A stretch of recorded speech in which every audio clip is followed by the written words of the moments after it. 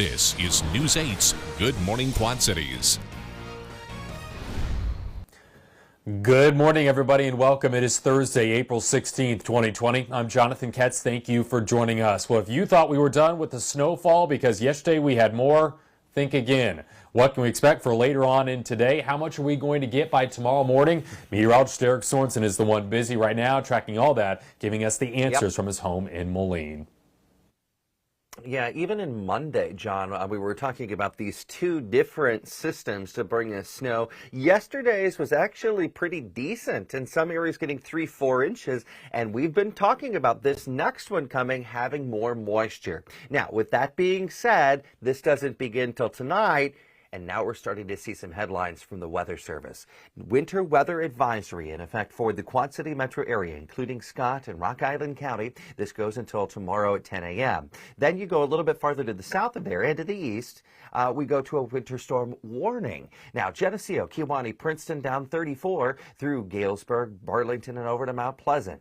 Here's what's going on right now. We do have a little light snowfall activity now, southeastern Iowa around the Fort Madison area, but a lot of this is going to pass by to the south and the east. But south of Abingdon down toward Macomb, you could get some snow, and that could accumulate here. That's kind of the first wave in this winter storm, and it really will pick up for tonight and really affect us tomorrow morning by about 8 o'clock in the morning. 1 to 3 inches for areas north of Highway 30. Galena, you may not even get a flake out of this. Here into the metro area, 3 to 6 inches, so similar to what we had yesterday morning. And then we head down to Burlington to Galesburg, 6 inches or more, especially as you head south of Highway 34. It's 24 and 26 here for this morning. So yes, we do have chilly temperatures to start our day. As we head into the afternoon, there will be some limited sunshine for the first half of our day, but those clouds increase as we head to the afternoon. 41 degrees at 1 o'clock. We'll look for a high right around 43 or 44. Snow picks up here for tonight. We'll talk more about this potential, how long it's going to take for it to melt off, John, and when we get back in the 50s and 60s. That's all coming up. All right, looking forward to that. Eric, thank you. Well, yesterday morning, more than 50 cars piled up on the expressway in Chicago. Authorities believe the snow was the cause, as more than a dozen people were hurt in a crash. It took about 5 hours to clean up the accident and reopen that road.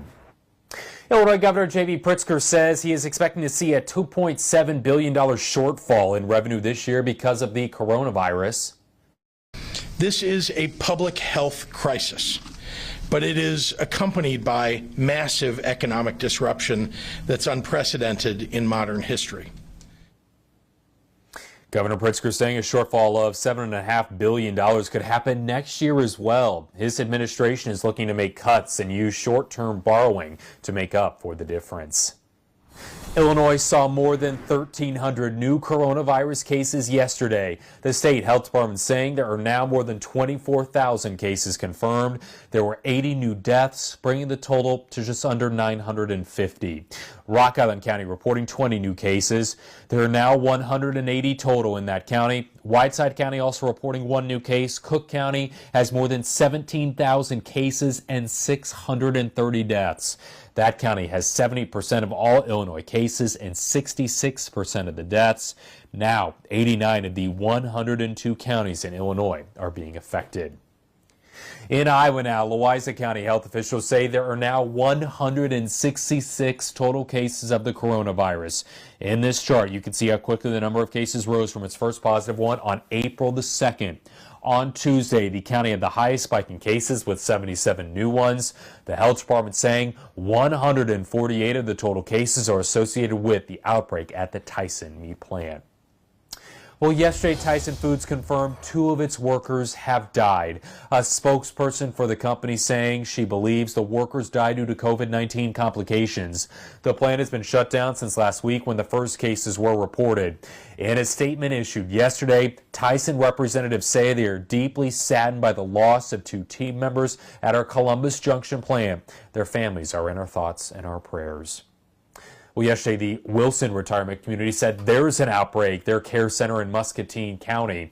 So several residents have now tested positive. In a statement posted on Facebook, Administrator Shelley Wick says the facility began following CDC guidelines in early March, but despite those measures, the virus has spread. The Wilton retirement community has been locked down to all visitors and non-essential staff, and all families have been notified the virus is in their building. This is now the 7th long-term care facility outbreak in the state of Iowa. Following the Wilton community outbreak, Muscatine County now has 133 confirmed cases of the virus. Some of those cases are also related to the TYSON food plant outbreak because they live in Muscatine County. They now have the third most cases in our area. Scott County also reported 5 new cases, bringing its total to 129. Across Iowa, there are now nearly 2,000 cases of the virus and 53 deaths. Well, today was supposed to be the home opener for the Clinton Lumber Kings. So their season's been put on hold because of the coronavirus. But Major League Baseball is looking to cut 40 teams out of its farm system for next year. The Clinton Lumber Kings and the Burlington Bees are on that list. The Lumber Kings general manager told us this would be a very unfortunate situation, especially at this time.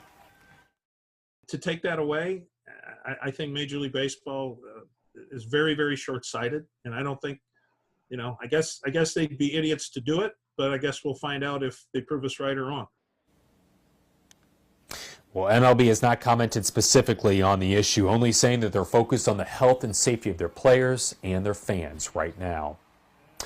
Well, police and fire departments throughout the Quad Cities are showing their support for 911 dispatchers. It is Public Safety Telecommunicators Week. It's a week dedicated to showing appreciation for 911 dispatchers. They're sometimes called the first responders, being the eyes and ears for police officers and firefighters before they get to an emergency. Right now, dispatchers are technically considered clerical staff instead of first responders in Iowa and in Illinois. There's been a recent push to get that title changed, though, so their benefits would be more similar to those of police officers and firefighters. It's 5:05 on your Thursday, still to come, finding a new home. Former Bettendorf standout DJ Carton has decided where he'll continue to play college basketball. That story coming up next in your morning sports report. Eric? John, we are talking about more snow on the way. No way to get around this, but it will melt off pretty quickly, and it leads us into a pretty nice weather weekend. We're leading the way with accurate weather coverage next. You're watching WQAD.